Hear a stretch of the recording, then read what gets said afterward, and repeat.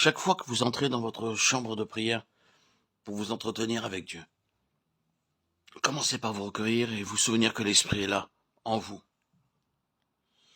L'Esprit de prière qui crie Père. Présentez à Dieu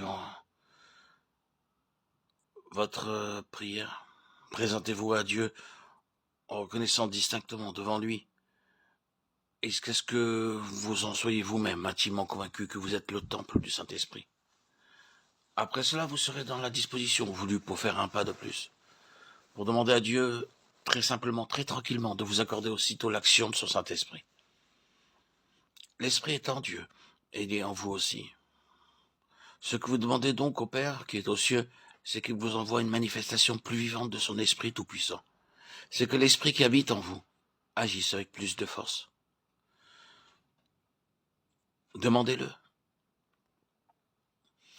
En vous appuyant sur ses promesses, demandez au Seigneur qu'il vous révèle son Saint-Esprit, ou sur quelques promesses particulières que vous lui rappelez, vous assurant ainsi que vous croyez qu'il vous exauce. Ne cherchez pas ensuite à examiner si vous éprouvez quelque chose de nouveau dans votre cœur. Non. Tout pourra vous y paraître encore obscur et froid. Mais ce que vous avez à faire, c'est de croire, de vous reposer sur ce que Dieu va faire, sur ce qu'il fait déjà en vous, quoique vous ne le sentiez pas. Et alors, commence l'attente. Attendez votre Dieu, attendez son esprit, que votre âme reste tranquille, dans une grande paix et en silence devant Dieu.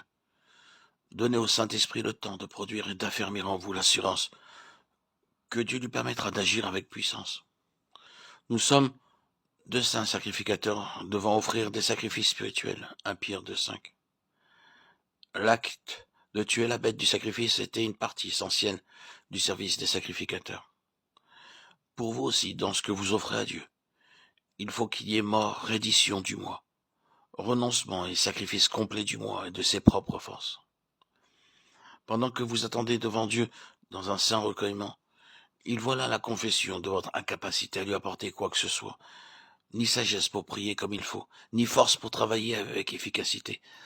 Cette attente exprime le vide que vous éprouvez, le besoin de tout recevoir. Tout le long de notre vie chrétienne, ces deux sentiments vont de pair.